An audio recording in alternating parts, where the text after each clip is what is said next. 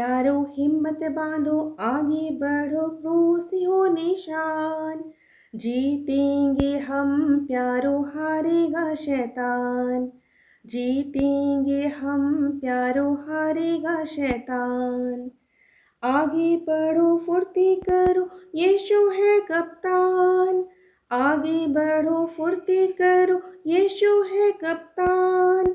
हिम्मत बांधो आशा रखो भागेगा शैतान। प्यारो हिम्मत बांधो आगे बढ़ो क्रूस हो निशान।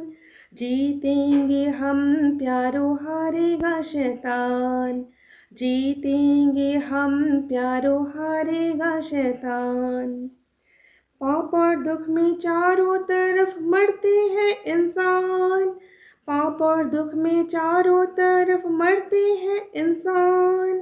दया करो ऐसों पर जो होते परेशान। प्यारो हिम्मत बांधो आगे बढ़ो क्रूस हो निशान।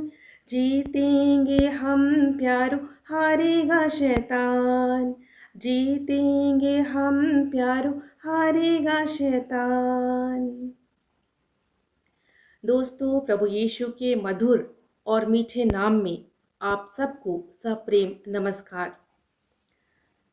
परमेश्वर का प्रेम और अनुग्रह आपके जीवन में निरंतर बना रहे। दोस्तों, आज वह समय है जब चारों तरफ डर, भय, घबराहट और चिंताएं फैली हुई हैं और कारण एक ही है। जी हाँ, कोरोना वायरस का आतंक, ऐसी महामारी जो आज हम सब के जीवन में तबाही मचा डाली है।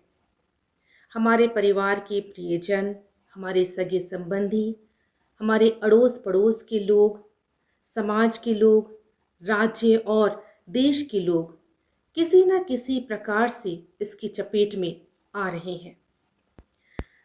क्या बच्चे, क्या बूढ़े, क्या जवान, हर किसी को इस महामारी ने अपनी गिरफ्त में ले रखा है।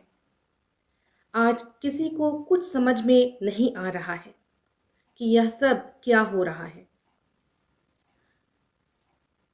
क्योंकि धर्म के काम करने वाले और अधर्म के कर्म या अधर्म के काम करने वाले और बहुत से अच्छे स्वभाव और व्यवहार करने वालों की भी इस महामारी के कारण जान जा रही है। और ये सारी घटनाएं हमारे प्रतिदिन के जीवन को बहुत ज़्यादा प्रभावित कर रही हैं। ऐसी परिस्थिति में हम जाएं तो कहाँ जाएं? किससे मदद मांगें? कौन हमारी सहायता करेगा? जी हाँ, इस प्रकार के सवाल हमारे मन और हृदय को विचलित कर रहे हैं। लेकिन दोस्तों, मैं आपको एक ऐसे शरण स्थान के विषय में बताना चाहूँगी जहाँ आप अपनी सारी चिंताओं को लेकर आ सकते हैं और उनसे छुटकारा पा सकते हैं।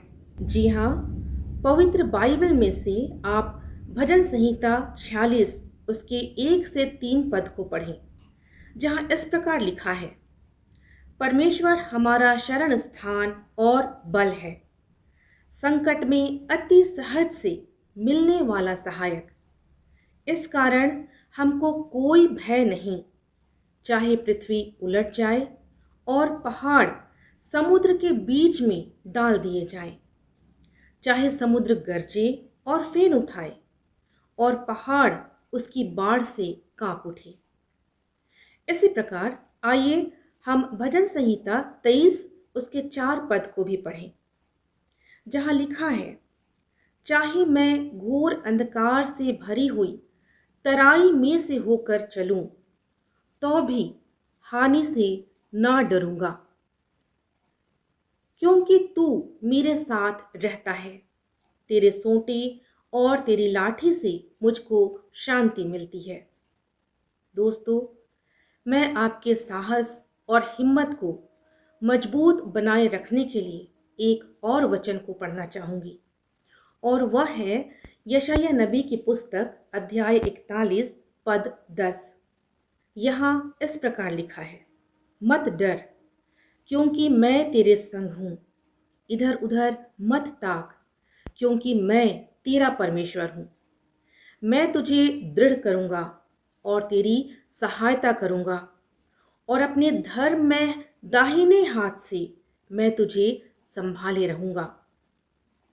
दोस्तों, सर्व सामर्थी परमेश्वर के इन जीवित वचनों के साथ मैं आपके मनोबल को स्थिर और मजबूत करना चाहती हूँ। आप इन्हीं वचनों का सहारा लेकर निश्चय ही इस कठिन दौर से सफलतापूर्वक पार हो सकते हैं। मैं आपको उत्साहित करना चाहूँगी दोस्तों कि आप निराश और हताश ना हों, बल्कि अपने अंदर परमेश्वर के उत्साह को भरकर दूसरों को भी उत्साहित करें। सकारात्मक सोच रखते हुए दूसरों के मनोबल को भी ऊंचा उठाने का प्रयास करते रहें। प्रभु यीशु के मीठे और पवित्र नाम में परमेश्वर पिता ऐसा करने में आपकी सहायता करें। दोस्तों, जैसा कि पिछले दिनों 12 मई को इंटरनेशनल नर्सेस डे था, मैं विश्व के सभी नर्सिंग सेवा में कार्यरत लोगों को बहुत बहुत बधाई देती हूँ। सचमुच उनके समर्पण और त्यागपूर्ण सेवा से बहुतों को नई जिंदगी मिली है। परमेश्वर उन्हें बहुत आयत की आशीष प्रदान करें। आइए हम भी उनसे कुछ सीखें और दूसरों के लिए कुछ ना कुछ अवश्य करें। यह समय दोस्तों जाग उठने का समय है। यह समय दोस्तों जब हम लॉकडाउन की स्थिति में अपने अपने घरों में हैं, दोस्तों मैं आप लोगों से आग्रह करूंगी कि अपने समय को यूं ही व्यर्थ जाने ना दें। आलस्यपन में या सुस्तीपन में या निराशा में या सोते हुए अपने समय को ना गुजारें, परंतु दोस्तों आप फोन के माध्यम से, वचन बांटने के माध्यम से, एक दूसरे के लिए प्रार्थना करने के माध्यम से आप दूसरों की सहायता और मदद कर सकते हैं। और सबसे बड़ी बात यह है दोस्तों कि प्रभु यीशु मसीह का नाम जो हमें दिया गया है वह जीवित और सामर्थी नाम है, और उसी नाम में हमें सारी समस्याओं से छुटकारा मिलने की आशा दी गई है। और उसी नाम में दोस्तों हमें बड़ी शांति मिलती है। तो आइए ऐसी कठिन परिस्थिति में हम अपना भी मनोबल बनाए रखें और दूसरों को भी उत्साहित करते रहें। परमेश्वर आप सबों के साथ हो, आप सबों के जीवन को आशीषों से भरपूर करें, आप सबों के जीवन को सुरक्षित रखे। और जी हाँ दोस्तों, साथ ही ध्यान रखें कि हम अपनी जीवन शैली को भी समय की मांग के अनुसार बदलने का प्रयास करें। परमेश्वर आप सबों का मार्गदर्शन करें।